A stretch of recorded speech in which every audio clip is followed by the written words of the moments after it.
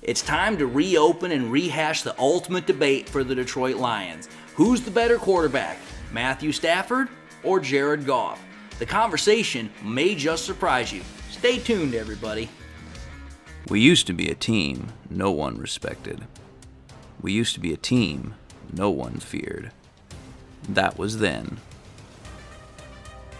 This is now. First victory of the year on the line. Goff's got it. Back, looks, throws, end zone. Yes! Caught! You know who we are. 10-5, end zone, touchdown Detroit Lions! And you know where to find us. We won't be far.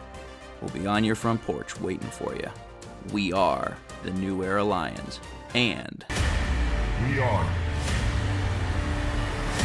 driven by Detroit.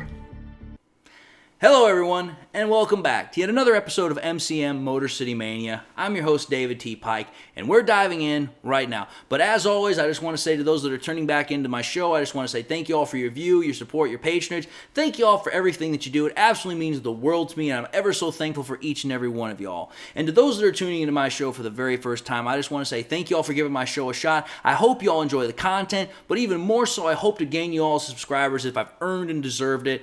And I just want to say to everybody, God bless. I hope you all had a Merry Christmas. I hope you all have a Happy New Year. And with that, let's dive into the show. So, here's the thing, folks. Why am I having this discussion? I need to clarify that right now because I went through this whole recording once and I asked myself that question at the very end of the recording. So I'm like, no, we got to redo this. When we're talking about Matthew Stafford and Jared Goff, why are we talking about this right now? Here's the reason why. Because when you think about it, Matthew Stafford and Jared Goff are always going to be joined together because of that trade. And because of that trade, everybody's going to ask the question, who was the better quarterback? Now, here's what I will say. If you're going to compare the two as far as the totality of their careers, you realistically have to ask the simple question here. As much as I'm a Goff fan, you have to ask this question. Who's got the Super Bowl ring? Who does not? That right there kind of sums up the question for me, at least in that regard. However, though, that's not why we're having this discussion because, again, I'm not going to compare the two as far as their careers are concerned. I want to talk about for the Detroit Lions here because, again, I can't compare what another player has done once they've left their current franchise and moved to somewhere else. But what I can do is compare, okay, what did you do with the franchises that you were at least both a part of that I'm a fan of, which that's the Lions. So that's why we're talking about them here because it's like, okay, we've already seen that the Lions have gotten all the picks that they've gotten from the Rams and put those players into play. Now we're talking about what have those guys done while they were here in Detroit and put that comparison in. Because you have to think about it here. Matthew Stafford, he's still a very popular person here in Detroit. That's not going to change anytime soon.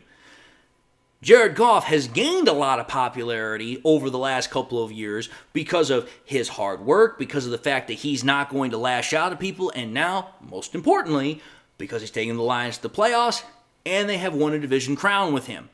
But when you think about it, in Detroit sports franchises, Detroit sports media, for each and every one of the Detroit sports franchises that are out there, whether it's the Pistons, the Tigers, the Red Wings, and the Lions, one position always gets more praise or criticism than any other. For the Pistons, it's the point guard.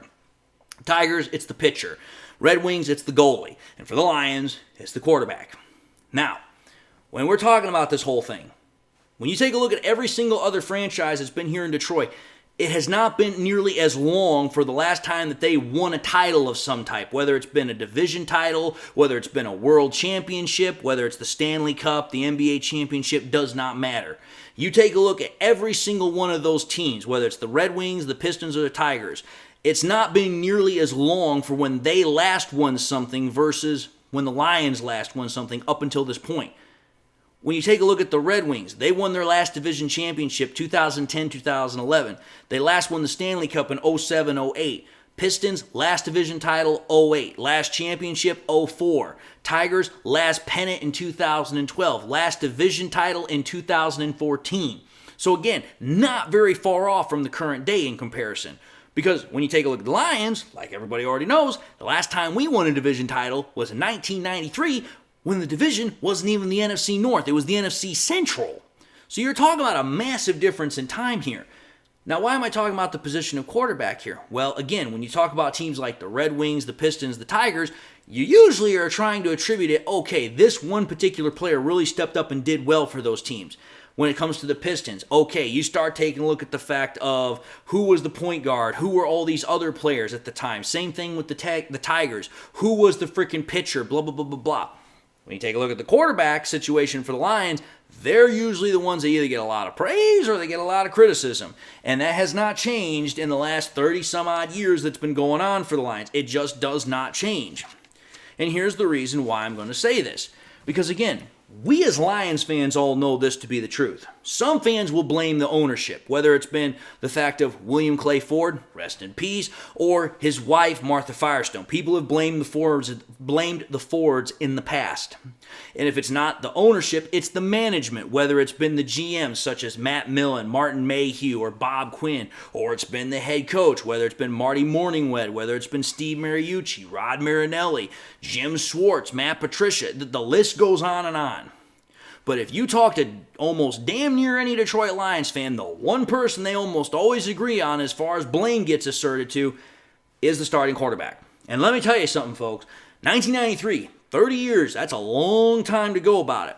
I was born in 1994. If you take a look at every quarterback from 1994 until now, so the very year after the last time Lions won a division title, there are 20 starting quarterbacks on that list.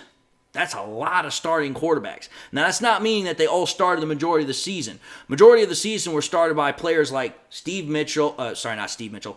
Mitchell, Charlie Batch, Joey Harrington, John Kitna, Stafford, Sean Hill, and currently Jared Goff. There's a lot of other guys on that list that I'm pretty sure a lot of people would choose to forget, like, freaking Gus Frerotte, Stoney Case, Ty Detmer, Jeff Garcia, Dan Orlowski, and all those other nonsensical dudes.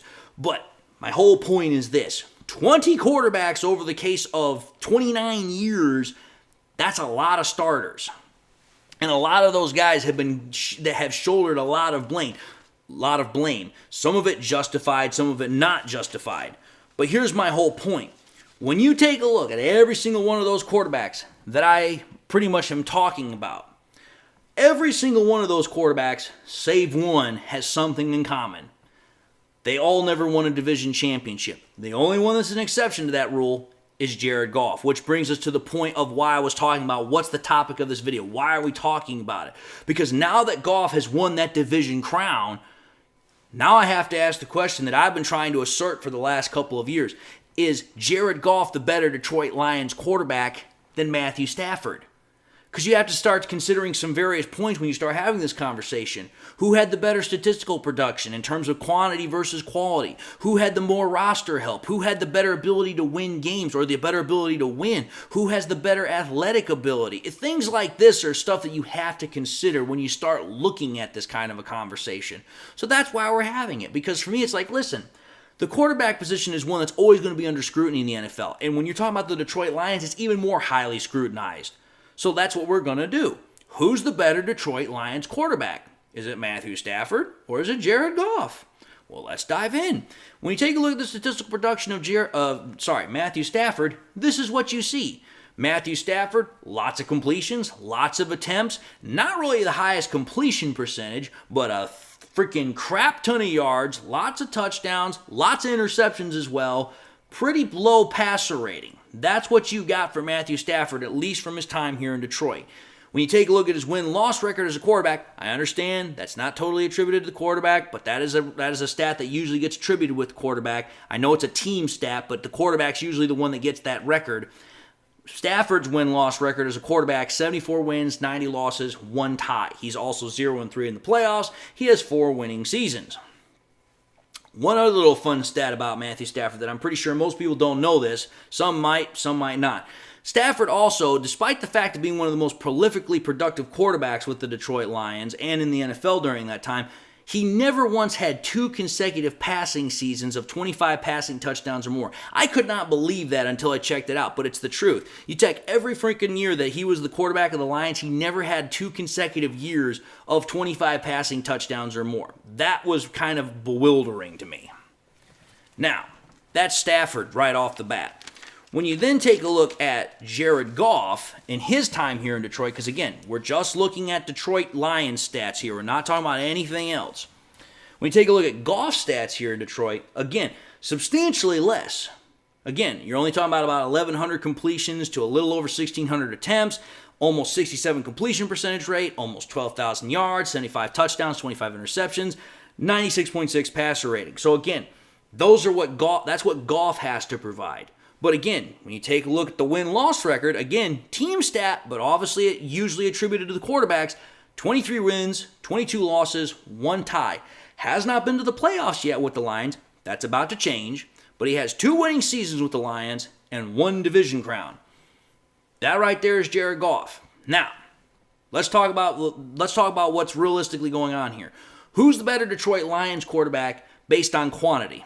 Stafford, easily. Stafford blows freaking Goff out of the water when it comes to quantity. He's freaking got more than 35,000 yards more than Jared Goff does. He's got way more passing touchdowns. That right there does not even come close to what Goff can provide. However, though, I'm going to say this right now. Quantity's nice and all, but you want to know what I prefer better? Quality. When you take a look at the quality, Goff destroys Stafford. It's not even close. Think about this, folks. When you take a look at Goff's passer rating over Stafford's, Goff's passer rating is almost 7 points higher. I think it's like 0.1 points off from being 7 points higher. That's pretty bad for Stafford. But then when you take a look at the touchdown interception ratio, as far as the totality of how many touchdowns and interceptions they've thrown over their totality of their careers here in Detroit, Goff's touchdown interception ratio is at a 3 even. Stafford's was at a 1.95, so it's not even at 2-1. That's a problem. But when you start breaking it down even more, think about this. Goff has thrown 75 touchdowns to 25 interceptions. When you start doing the percentage of the amount of throws they actually have, that means Goff is throwing a touchdown at almost 4.6% of every throw that he has. So that's actually pretty high. The interceptions is only at 1.5%, so that's a 3.1% plus. That's really good. When you take a look at Stafford's, on the other hand, his touchdown percentage is at 4.5%, so that's equal. That's equitable. The problem is the interceptions, which is at like 2.2%. So at that point, it's like, dude, you're losing almost an extra full percentage point compared to Goff. So again, the efficiency, the quality of the stats, it simply does not compare to Goff. That's why if you're talking about quantity, Stafford wins. If you're talking about quality, Goff wins. Now, that's statistical production. When you then move off of the statistical production and you start looking at roster help, again, this is one of those conversations that it kind of depends upon your perspective when you're having it. Because again, I know some Lions fans are instantaneously going to say, well, Stafford never really had a whole lot of help here in Detroit. And for the most part, I could kind of agree with that argument. But again, there are some problems with that argument. First big problem for me is 2014. That was arguably Stafford's best roster that he ever had here in Detroit. And that was one of the best rosters, in my honest opinion, that the Lions had had since the Barry Sanders era. Because think about it. You go back to that roster. They were 11-5 that year. Best record they'd had since 1991. But that roster, it had 5 Pro Bowlers on it at the end of the season. 3 offensive, 2 defensive. And on top of that, it had 3 All-Pro players. All of them on defense. Then you go back to the offense. The Lions had 2 1,000-yard receivers that year. Golden Tate, Megatron. They had a 1,000-yard rusher. Something had not been done in a long time. That was Reggie Bush.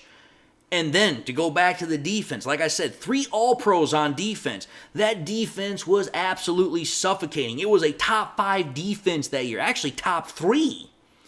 So when you think about it, you had great offensive weapons, Golden Tate, Megatron, Reggie Bush. You had great defense as well. What more could you ask for? When you take a look at Jared Goff, on the other hand, his best roster obviously is the current one. It has a lot of young talent, a lot of talent that's primed for more growth, that's primed for better results in the future.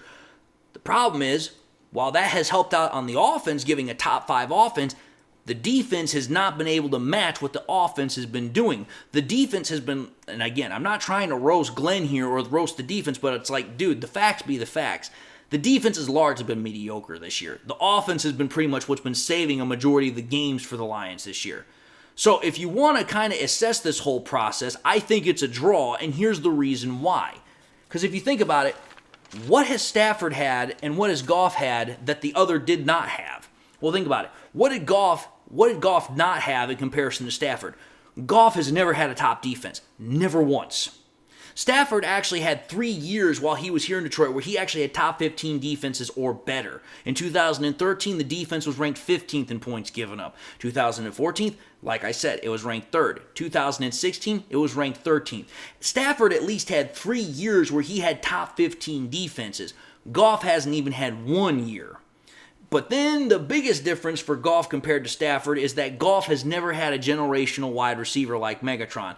Don't get me wrong, I love Amon-Ra St. Brown, but even Amon-Ra St. Brown would say he is nothing compared to freaking Megatron. He's great, but he ain't Megatron great. Megatron was in a class all his own. But when you take a look at Stafford, on the other hand, what has Stafford not had that Goff had? Or Goff has, pardon me. Stafford never had a top overall offense. He never had an offensive line that Goff had. He never had a tight end that Goff had. These are all things that Stafford never had the ability to have access to, really. And then on top of that, Stafford never really had the ability for a GM to get good rookies for him to work with. So that, again, that's not totally on Stafford, but again, it does prove that both of these guys did not necessarily have a fair shake in comparison to the other. That's why I'm saying it's kind of a draw in terms of roster help. They both had things that the other didn't have. So again, I can't really say one had it worse than the other. Now we get to the ability to win.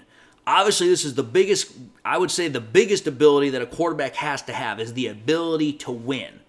Now, I know for some people they're going to say, well, David, you can't really judge Matthew Stafford too harshly because of the fact that Detroit was not really good when he was here.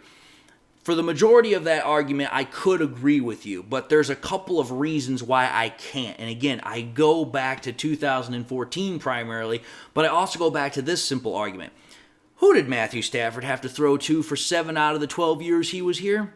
That was right. Probably, arguably, the second best wide receiver of all time in Megatron. And think about it. The best he could do with Megatron was make 3 playoff appearances and only have 4 winning seasons, no division crowns. I'm sorry, but the same argument that was made with Barry Sanders has to be made with Megatron. If Megatron goes to any other team virtually in the NFL, he's winning a Super Bowl. Just like Barry Sanders. Had he gone to any other team in the NFL, he probably would have won a Super Bowl. And again, I love Barry Sanders. I love Megatron. But it's just simple logic and fact. And I'm not trying to be a Debbie Downer. It's just the simple point is, had those guys been on any other team that was a little bit better than us, they probably would have at least won 1 Super Bowl. They couldn't do it with us because either 1, we didn't have the quarterback, or 2, we didn't have the team. Quarterback, that would be Barry Sanders' team. That would be Matthew Stafford and Megatron. But the point is, that 2014 team, that was the year you could have had it. That was the year. Again, Golden Tate, Megatron, Reggie Bush, top 3 defense. It's like, dude, that was the year. That was the year that Stafford could have had it all. But if you go back to Stafford in 2014, he was actually really bad by comparison. Think about it. You go back to 2014, Stafford barely had over 60% completion rate. He had 22 touchdowns to 12 interceptions. That's a less than 2-to-1 touchdown interception ratio. His passer rating was god-awful. It was an 85.7. Think about it. You've got both a prime Golden Tate and you have Megatron to throw to. You have a 1,000-yard rusher, Reggie Bush, in your backfield, and you've got a top 3 defense. And those are the numbers you put up during that year. The best roster that the Lions ever put around you. That's what you put up. That, to me, is a bit of a problem. But again, this is where it gets even more to a problem for me. Again, best roster, best year. That was a year that some people would probably like to forget because of a couple of games. But the biggest game for me, other than the Dallas game and the wild card, was the last game of the year against the Packers. Think about it. Lions going into that game, they're 11-4, just like the Packers. It's a winner-take-all game. Pretty much whoever wins the division and has a shot for the number 1 seed. You go into that game, you go back to the play notes, you go back to the play-by-plays. What happens in that game? Stafford has a critical fumble in the 3rd quarter that's lost. The Packers take that fumble, score a touchdown from that fumble. What happens? The Lions lose by 10 points, 30-20. That fumble wound up being a big reason why the Lions not only lost the game, but lost the division crown and lost the chance to go higher up in the seedings for the playoffs, which is why they had to travel to Dallas for their playoff game. But then, I know a lot of people still remember the Dallas game because of the fact that that pass interference call was not called on Brandon Pettigrew. But let's be fair and honest here. Go back to that game as well. Matthew Stafford had 3 turnovers in that game. He had 2 fumbles and 1 interception. 2 of those turnovers were in the third quarter alone. Not the third quarter, in the second half. So think about it here. The Lions only lost that game by 4 points. You take those 3 turnovers away, or hell, just take away one of those turnovers. The Lions have a much better chance of winning that game. So I get it. That freaking flag, that really hurts, and that's the one that most people remember. But Stafford was a big component, a big reason why we couldn't win that game, because he was turning the ball over left and right. It's hard to win regular games when you're turning the ball over 3 times. Forget playoff games. That's almost damn near impossible. So that's why when I take a look at Goff, it's like, yes, Goff does not have all the fourth quarter comebacks that Stafford had. But you want to know what he does have that Stafford doesn't have? He has a division crown. The last quarterback that did that was freaking, I don't even remember. I don't know that off the top of my head. I wish I did. I wish I would have at least looked it up before I started recording this, but that's my whole point. Stafford had all the goodies in 2014, and he coughed the ball up in both games that could have gotten him that glory, that kind of eternal fame that now Goff has, because he was able to play clean, and I'm referring to Goff, when Stafford could not.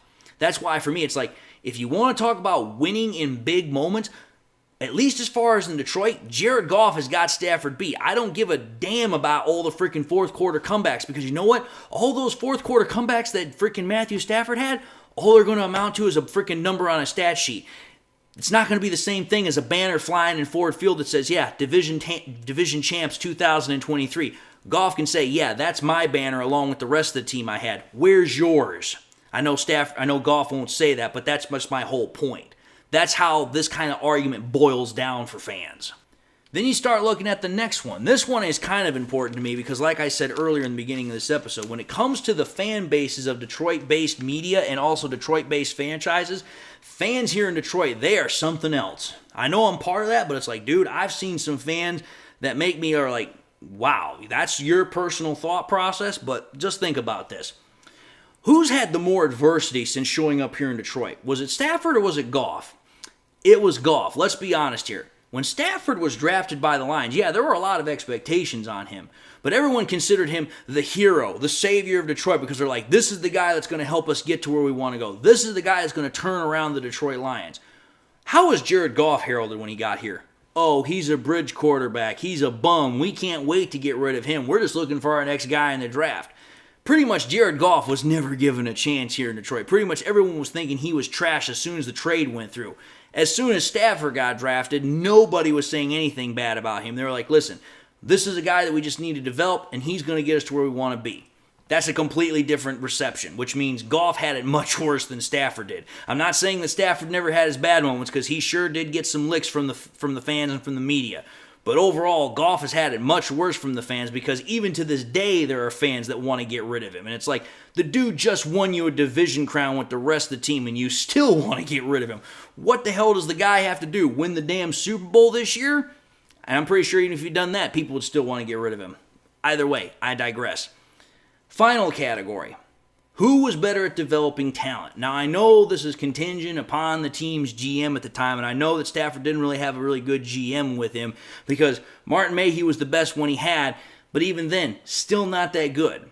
Because again, when you take a look at all the freaking talent that Stafford was drafted as far as wide receivers and tight ends, only one of them really is going to have any sort of a mentionable career, and that's TJ Hockenson. And he only had Hockenson for, 2 years?